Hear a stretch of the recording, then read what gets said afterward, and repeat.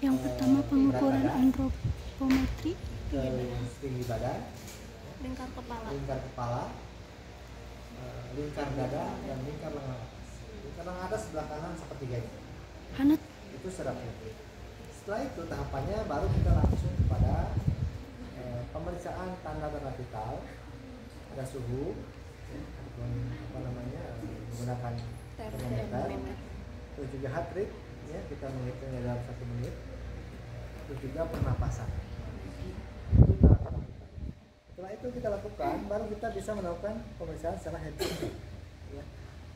Head to toe untuk di kepala tentunya kita menggunakan metode inspeksi dan palpasi, oke, dengan palpasi, inspeksi, apakah misalnya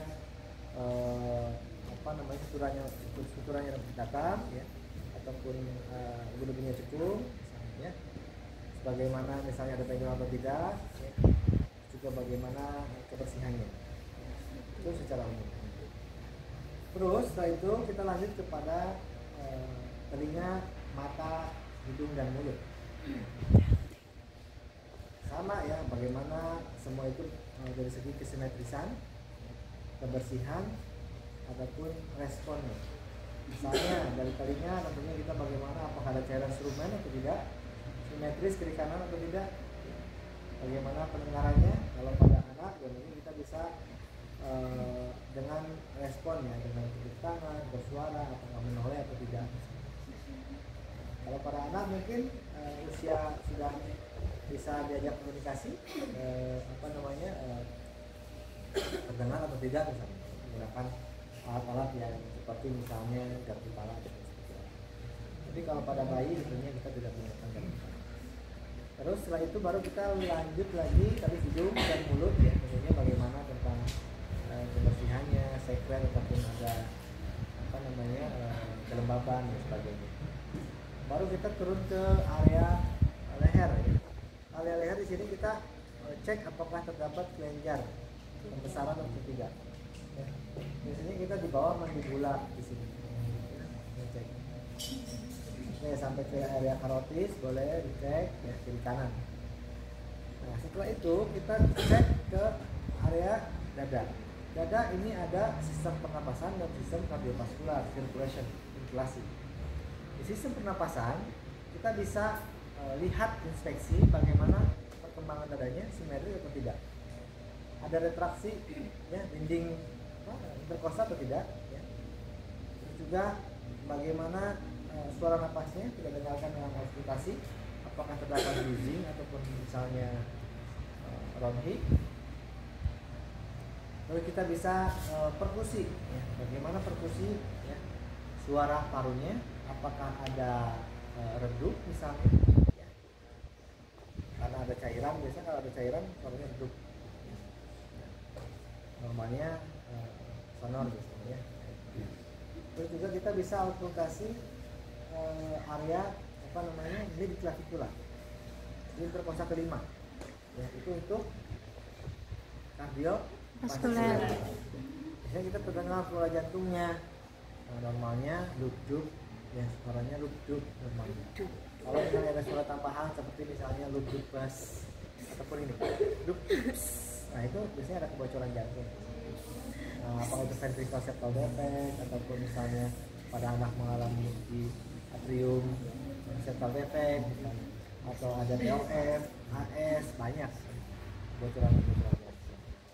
Nah, setelah berada di area ini, turun kita ke abdomen. Abdomen juga sama, kita bisa palpasi apakah ada pembesaran hepar atau tidak, ada benjolan atau tidak, nyeri tekan atau tidak. Terus juga kita dengarkan auskultasi, bagaimana bising-bisingnya, ada suara bising atau tidak. Terus juga kita perkusi, yang timpani. Setelah itu turun kepada genitalia dan anus, ya. Silahkan dicek apakah terkait dengan ISK, terkait dengan kebersihan, infeksi, adanya pendarahan, misalnya lengkap tidak. Misalnya kalau pada perempuan ada klitorisnya kita cek, labia minoranya, mayornya, ya, ataupun pada laki-laki dilihat dari penisnya, apakah uretranya ada pada ujung hypopeni atau misalnya ada di bawah ya, ada kelainan misalnya hipospadia ya, itu harus dicek. Terus langsung ke ekstremitas Bawah. bawah kita lakukan pengecekan terkait dengan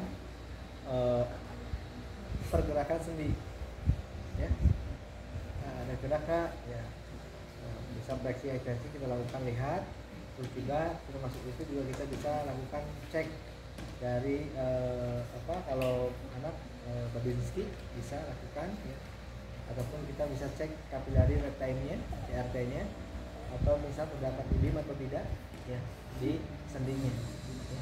Kita lihat normalnya kapilari recti itu kurang dari 2 detik. Nah, normalnya ya, kembali lagi. Nah, seperti ini. Itu secara gambaran ya. Oke, kalau gambaran narasinya. Jadi kita mulai ya melakukan pemeriksaan pada anak. Kecil.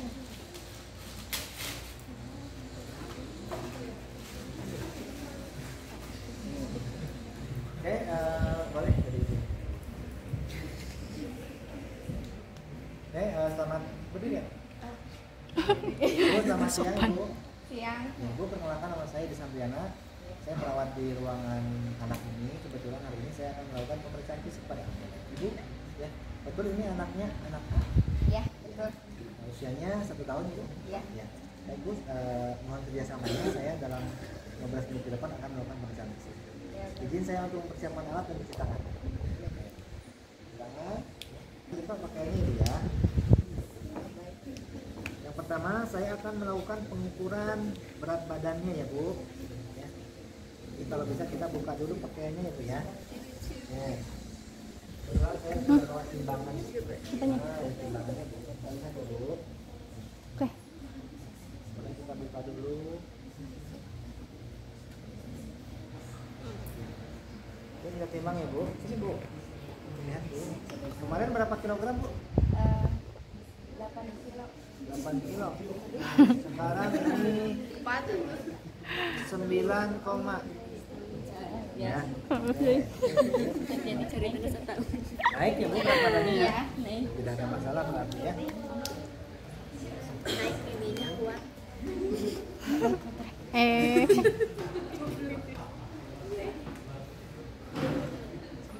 Kita akan ukur Bu sekarang panjangnya ya Bu. Ingat kita menggunakan sentimeter yang ini. Iya. Ya. Ada 2 kan, ada yang ini yang penggunaannya sentimeter. Yang banyak. Ya. Kecil-kecil. Oh. Oke. Kita lihat ya Bu. Oke, 45 Bu. Iya, baik. Kalau misalnya anaknya bisa posisi duduk, boleh kita dudukkan. Kalau misalnya tidak bisa, boleh kita didudukkan. Angkat kepala, kita cek. 33 Bu. Oke, kita ke bawah ke lingkar dada. Maaf ya Dek. Kalau mau ini kita juga boleh sebenarnya, kalau mau pasti boleh kita buka ya. Lingkar dadanya biar pasti ya. Susun atau Agung?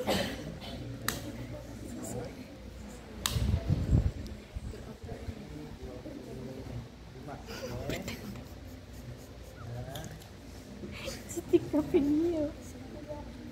Kan dengan atas sepertiga. Oh.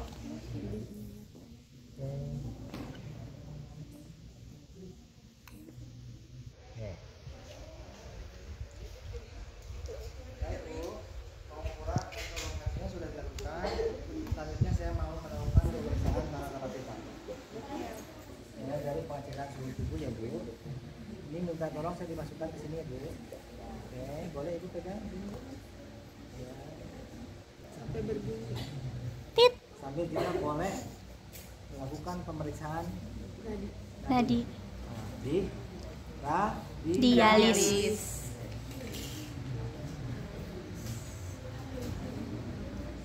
Ya sudah. Suhunya normal ya Bu, 37,5 lebih baik. Nggak tahu. Saya mau periksa pernapasannya. Ingat, pada bayi kalau tidak terlihat secara inspeksi pernapasan, boleh kita palpasi di area perutnya, kita pegang, ya, hitung pernapasannya. Oke, 1, 2, 3. Oke, nah, pemeriksaan tanda vital saya sudah lakukan. Saya melakukan tindakan pemeriksaan dari kepala sampai dengan kaki, ya. Ya. Pertama tadi kita lihat, ya, dan kita raba, ya, apakah suturannya datar, adanya cekung atau tidak, ya. Terus juga kebersihannya, ada benjolan atau tidak. Oke, sudah. Berikutnya kita cek, ya, bagaimana telinganya. Ada deh, oke, bersih ya, simetris juga, tidak ada instrumen, ya. Oke, kita lihat matanya. Oke, pemeriksaan, oke, tidak ada, ya.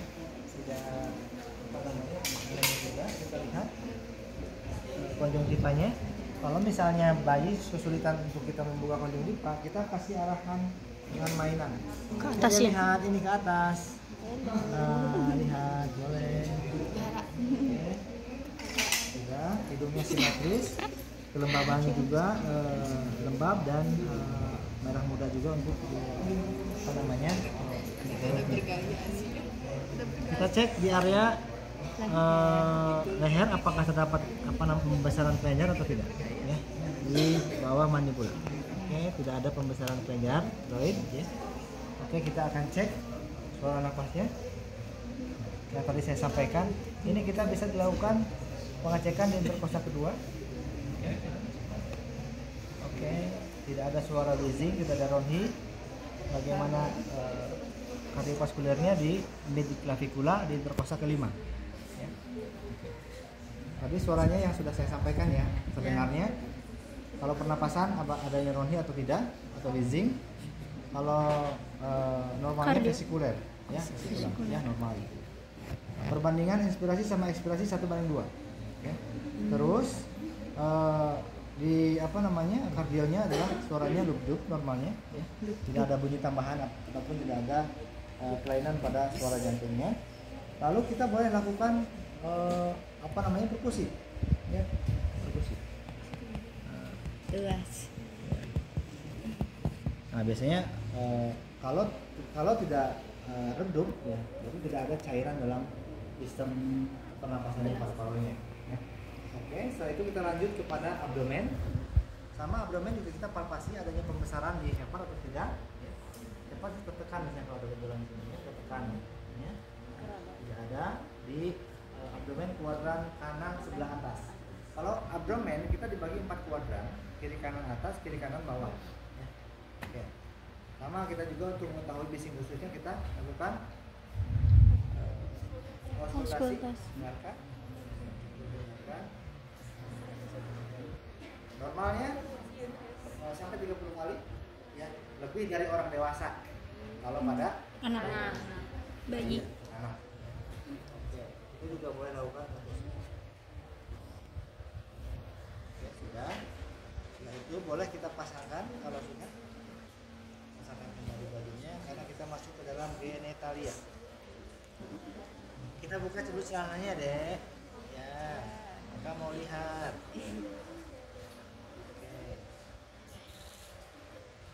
Lihat, ya, misalnya perempuan, ya. Oke, terdapat ada klitoriknya bersih, ya, bagian mayornya ada bersih. Boleh kita juga lihat anusnya, tidak adanya iritasi, kemerahan, ya. Nah, ada anusnya. Tidak ada kotoran. Ya. Emang lu sih ya? Pasang kembali.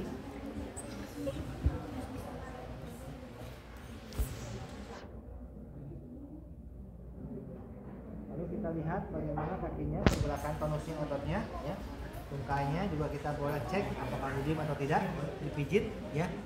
Nah, ataupun kita bisa pijit ibu jarinya, kapilari retennya. Ini yang tadi saya sampaikan kurang dari 2 detik. Sudah begitu untuk secara umum pemeriksaan fisik pada Anak, bayi. Nah, boleh kita pasangkan kembali. Nah, ini teh.